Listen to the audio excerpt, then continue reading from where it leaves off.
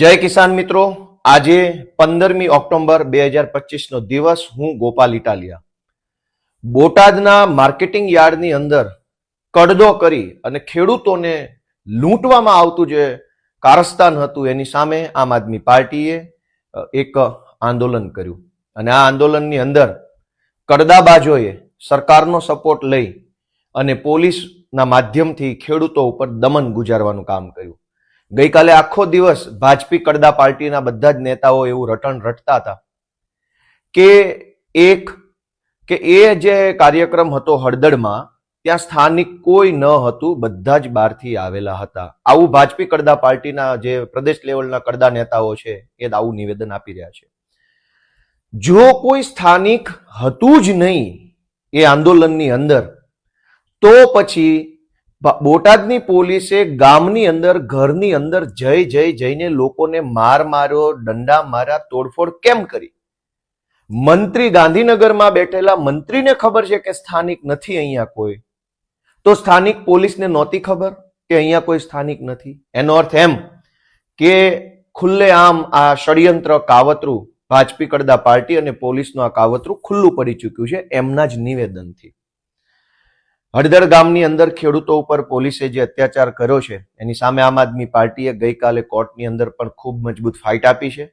અમદાવાદથી અને સ્થાનિક ત્યાં અમારી બોટાદની લીગલ ટીમે મજબૂત રીતે દલીલ કરી અને જે કાંઈ કાયદાની ભાષામાં કરવું પડે કામ કર્યું છે. પરંતુ એક ખેડૂતના દીકરા તરીકે અને ખેડૂતના મતથી જીતેલા ધારાસભ્ય તરીકે ખેડૂતો પ્રત્યે અમારી ફરજ છે, જવાબદારી છે, સંવેદનાઓ છે. અને એટલે મને જાણવા મળ્યા પ્રમાણે હળદળ ગામની અંદર બોટાદની પોલીસે જે કંઈ પણ નુકસાન કર્યું છે, ગ્રામજનોના ઘરમાં ઘૂસીને તોડફોડો કરી છે, કોઈના ઘરનું કંઈક, કોઈના ઘરનું કંઈક, કોઈને નાનું નુકસાન, કોઈને મોટું નુકસાન, અનેક ઘરોની અંદર તોડફોડ કરવામાં આવી છે. દિવાળીનો સમય છે, તહેવાર આવે છે, નાનો માણસ હોય, ગરીબ ખેડૂત હોય અને એના ઘરમાં આવી સમસ્યા બને તો એ બહુ મોટી મુશ્કેલી સર્જે છે. ત્યારે ખેડૂતોના મતથી ચૂંટાયેલા ધારાસભ્ય તરીકે મને એવું યોગ્ય લાગે છે કે મારે એ હળદળ ગામના જે કાંઈ ખેડૂતો છે એમને ઉપયોગી બનવું છે. મેં નક્કી કર્યું છે કે ધારાસભ્ય તરીકે મને મળતા એક પગારની હું આ જે કંઈ હળદળ ગામની અંદર જે ખેડૂતોના ઘરમાં તોડફોડ થઈ છે એને ઉપયોગી બનવા માટે હું એક પગાર આપીશ.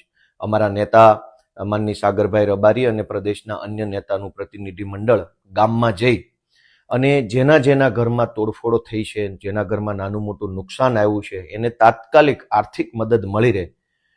ફૂલ નહીં તો ફૂલની પાંખડી, પૂરેપૂરી નહીં તો થોડી, પણ મદદ મળી રહે એવા આશયથી હું ધારાસભ્ય તરીકેના એક પગારમાંથી ગામના ખેડૂતોને ઉપયોગી બનવા માટેનો નિર્ણય કરું છું.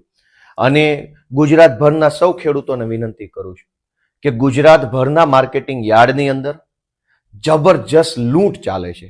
અનેક માર્કેટિંગ યાર્ડની અંદર ખેડૂતોનું રીતસરનું શોષણ થાય છે, પરંતુ ખેડૂત એકલા પડે છે. ખેડૂતની મજબૂરીનો ફાયદો ઉઠાવવામાં આવે છે. ખેડૂતોનું સંગઠન નથી, એના કારણે ખેડૂતો પ્રત્યે આવું વર્તન રાખવામાં આવે છે.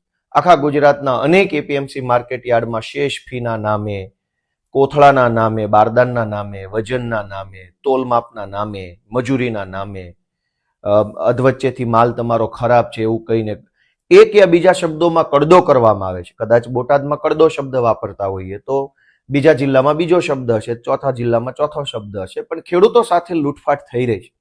ગઈકાલે ભાજપી કડદા પાર્ટીના ઘણા બધા પ્રદેશ લેવલના કડદાધિકારીઓએ પોતાના નિવેદનો આપ્યા, કાયદો અને વ્યવસ્થા ઉપર મોટા મોટા જ્ઞાન આપ્યા. કાયદો અને વ્યવસ્થા ત્યારે નથી બગડી જતી જ્યારે ખેડૂતોનો લોહી પરસેવાથી પકવેલો કપાસ છે એ માર્કેટિંગ યાર્ડના કડદાઓ લૂંટી લે છે. ત્યારે લૂંટ થાય છે ત્યારે કાયદો નથી બગડતો. જ્યારે ભાજપી કડદા પાર્ટીના નેતાઓના આદેશથી પોલીસ નિર્દોષ મહિલાઓને ઘરમાં ઘૂસીને મારે છે ત્યારે વ્યવસ્થા નથી બગડતી. ખેડૂતનું શોષણ થાય, ખેડૂત આરે અન્યાય થાય તો કાયદો અને વ્યવસ્થામાં વાંધો નથી. ખેડૂત પોતાનો અધિકાર માગે તો કાયદો અને વ્યવસ્થા બગડી જાય છે. એનો અર્થ એ થયો કે કાયદો ચોર લૂંટારા માટે છે, વ્યવસ્થાઓ કડદો કરનારા માટે છે. જો કડદો કરનારા અને ખેડૂતોને લૂંટનારાને તમે કંઈક કહેશો, ખેડૂતોની સાથે અન્યાય કરનારા લોકો સામે પડશો તો કાયદો અને વ્યવસ્થા બગડશે. જો કાયદો ખેડૂત માટે હોત, વ્યવસ્થા ખેડૂત માટે હોત, તો ખેડૂતો અધિકાર માગવા માટે આંદોલન કરે ત્યારે કાયદો વ્યવસ્થા ન બગડવી જોઈએ. પણ હવે અમને સમજાય છે કે આ ભાજપી કડદા પાર્ટીની સરકાર છે એ કડદાબાજોના સમર્થનમાં છે, માફિયાઓના સમર્થનમાં છે.